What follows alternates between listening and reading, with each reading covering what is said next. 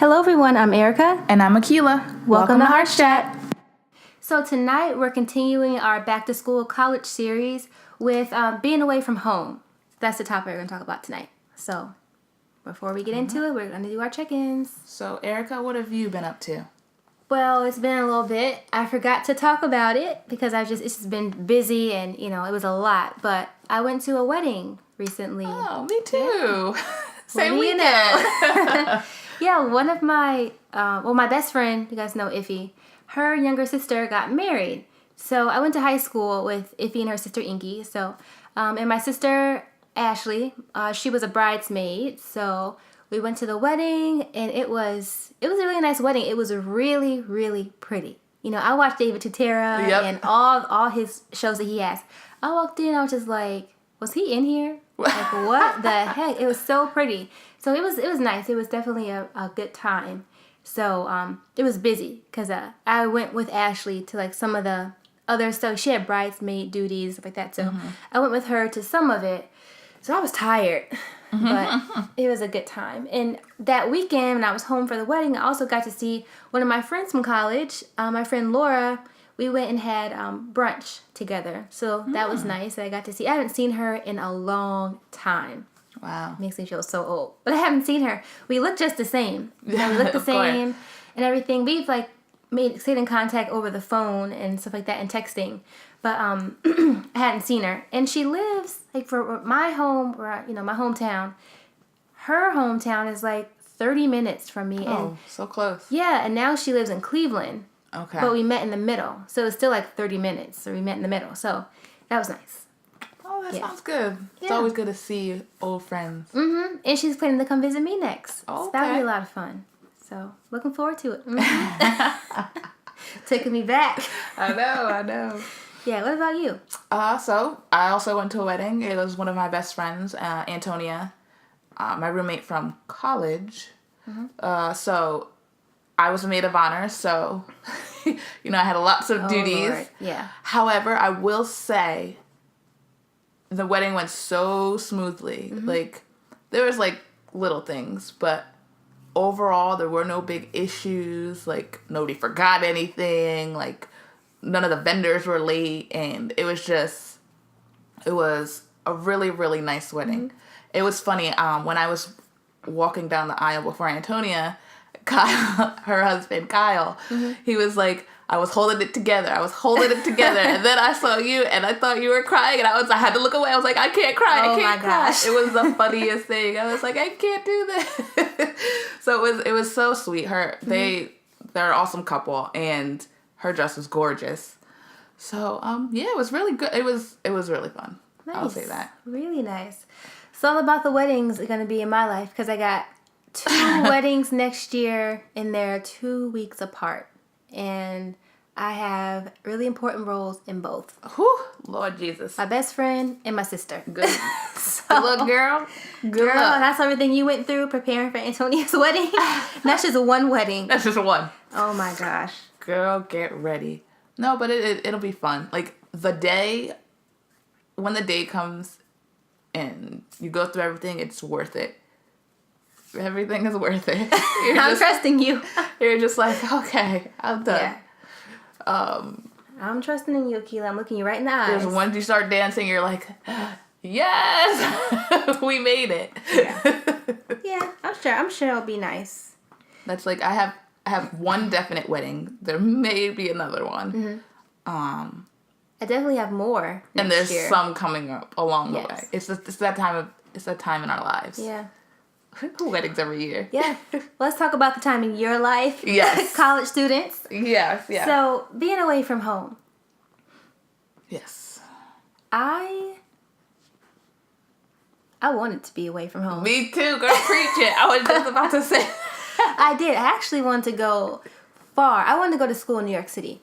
That's where I wanted to go to school. I wanted to be not extremely far, but away, living my life, doing my own thing. That city just reminds me of independent. So I was like, oh, that's where I want to go. It'll be fun. But I did go to school in Ohio. And my school was 2.5 hours from my house. And I was thankful for that. I was like, okay, I'm far away that nobody's gonna just be like popping up on me and like, what are you doing? I was surprised all the time, and if I want to go home, I can go home. It's not like a big deal, 2.5 hours, so I think it was, when it's all said and done, I was like, I was thankful for that. I felt good about, what you're doing. Yeah.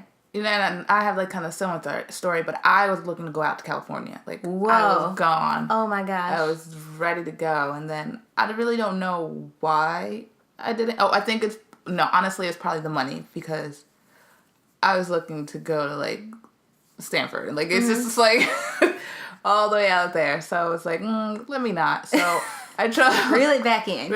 Yeah. Big dreams. But I chose a school that was about an hour away from my home. Still, people weren't popping up. Yeah. Like, no, it wasn't. It was far enough, because ultimately when I went to college, my aunt and uncle moved to South Jersey, and my grandfather was already down here, and they're only 30 minutes away. Yeah. So it was still kind of like the distance from everybody, but still close enough. Yeah. So I think that's something to consider when you're thinking about school, where it's going to be. But I think sometimes you don't realize how you're going to respond, because growing up, I'm sure, you go to this person's house, that person's house, you take trips. I know senior year, most students take a class trip and you go away. Yes. So it might not be some people's first time away from home, but for that amount of time, it's probably a lot of people's first time away from home, for an extended period. Yes. Where you're not seeing your family every single week. Some people might be like, oh, hallelujah, I don't want to see you every single week. But then some people, it could really hit like, oh, I thought I'd be like, oh my gosh, yeah. And you're like, oh no. And it's not just parents. You have other family, other friends that, you're leaving. So yeah, and that's it's bittersweet. It is. And it's crazy though, because the school I went to is in New Jersey, and it's mostly New Jersey students. So every weekend, everybody was going home. So it was like, no matter what grade it was, mostly, unless you live off campus kind of thing. So it's like, it was really weird to experience that for people. You had like all these, like, campus was dead on the weekends.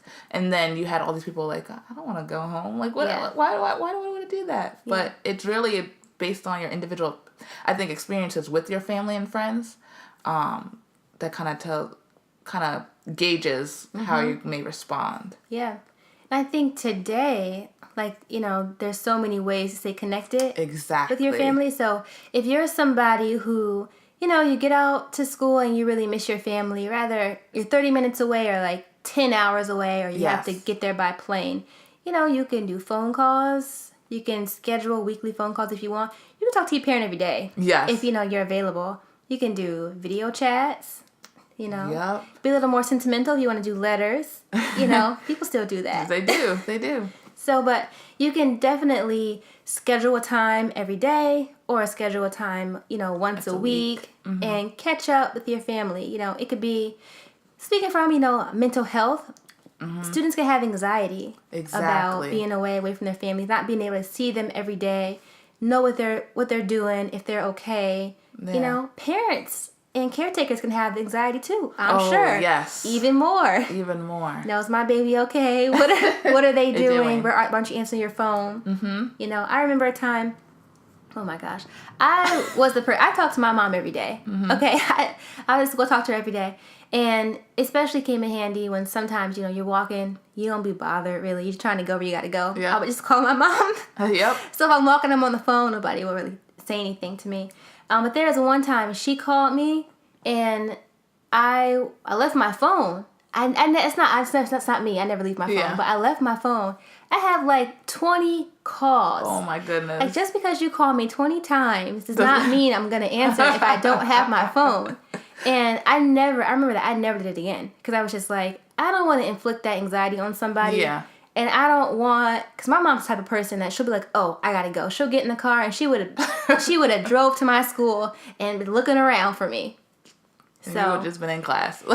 Yeah, so that kind of stuff, definitely have to talk about that kind of stuff. How often are we going to talk? How are we going to, navigate that? Because the world is just not what it used to be. Yeah. So, and I watch the ID channel. Oh, here we go. And there's always something about a college or no, it's true. a young person or something. So these things are real. You do have to be mindful and aware. Yes, definitely. 100%. And that's a good thing you're talking about, the parents side of it. Obviously, we're not parents, but we've dealt with our parents. And I feel like it's for all the children, say if you have multiple siblings, for all the children, it's like hard for their parents. Yeah. But I feel like when it's the last child that leaves, they kind of like break down because it's like empty nest syndrome, which is very real for parents. Like, you know, parents put 17, 18 years taking care of this being. Yeah. And now they're off on their own. Exactly. So it's kind of also a separation anxiety and attachment, all these different things that are going on at the same time, not just for the college student, but the family as well. Right. I think that's a really good point that you make for the parent, that if it gets to a point that, you know, you're having anxiety or depression because of it, make sure to connect with your supports and maybe another parent group. You know, it might be a really good resource. Other parents or people in your family that you know is experiencing this too, or have, you know, experienced it. And only children. I know. Yes. My cousin Dwayne's the only child, and he's a sophomore in college this year, and it's still, because I was there when they were packing up his bags for sophomore year. Yeah. And it wasn't any easier for my aunt than it was when he was a freshman leaving for the first time. Yeah. So, but she said it does help when she talks to other parents. And, you know, they all get to bond and connect. Exactly. Because they're kind of going to the same thing. Yeah. Even my youngest sister, because I was the first one to go. I'm the oldest. And then my sister Ashley were a year apart. So she was right after me. Yeah. And Bria still had 3 more years. She's 3 years younger than Ashley. Yeah. And my parents got her a puppy because she was just... I know. When she's born into a family that has 2 siblings already. Yep. So she wasn't used to being by herself and on her own. She was used to at least having one of us there. She didn't have anybody, you know. So they got her a puppy, and that was like her somebody to help her, you know, get through, because it was a rough time for her. Yeah, definitely. Because that's the other thing we don't think about, the siblings, especially if you're the oldest, because we're both the oldest. Yeah. And how they're doing without you there. Like, they're used to a certain thing, so now all the attention, maybe it focused on one person, now that person's gone, it's all on you now. Yeah. You're not getting away with nothing. You don't get away with nothing no more, because they're watching you. You're the only one they got to pay attention to. Yep. You know, the older child in me is like, yes, that's your turn. right. I think it's important just to stay connected with your family, to be involved, because you get in school, you're wrapped up in like what you have to do, and that's good. Be into what you're doing and what you have to do, because that's what you need to do at that time. Exactly. Just make sure to set time aside to, you know, reconnect with your family and because a lot happens, you know, in the 4 years that you're away, and even if you can't come home for winter breaks or spring break and you have to stay at school, or summertime, you choose to stay at school. You know, just make sure that you stay connected. Agree. Yes, 100%. So, what would be some final tips that you want to give? I think something you've been saying, and, you know, through the whole thing, is really just stay connected. And there's so many ways now to do that. I think video chatting has kind of changed some of the anxiety, because now you're actually physically seeing the person. They may not be right next to you, but you're seeing them. You're seeing their emotions, like how you're interacting different than solely just hearing their voice. Right. And, you know, that can be comforting. Exactly. So, and also don't get annoyed for the college kids. You know, don't get annoyed when your parents are calling so often, because they're going through a rough time too. Right. I think that's important. Like, invite them to mom's weekend and dad's weekend and grandparents, like, or siblings weekend, all that kind of stuff. You know what's going on. I think something that will help if you're in school and you really miss your family is building like your family at school, because your friends that you make at school, your support, they do become your family, you know. So being mindful of the kind of people that you're surrounding yourself with, and, you know, just having another extended family, because you connect with those other students and then you connect with their parents too. Exactly. And if someone's parents lives close, you know, they kind of become like a second parent to you too. Agreed. So building your second university family. Yeah. That can help. So definitely. Yeah, so those are all the tips that we have. Look out for the next college series next time we're on. Bye. See ya. Thank you so much for listening to HeartsChat today, where we speak from the heart. We hope that you enjoyed our show. Catch us every Sunday and Tuesday at 7 p.m. Eastern Standard Time on our YouTube channel and on our website, which is heartschatradioshow.com. Be sure to follow us on our social media pages at HeartsChat Radio on Instagram and at HeartsChat on Twitter, Facebook, and Periscope. We love to hear from you. If you have any comments or questions or topics that you want to hear about, you can email us at heartschat@heartschatradioshow.com. And for all of your personal relationship questions, please visit my blog from ericasheart.com. Thank you for listening to HeartsChat, where we speak from the heart.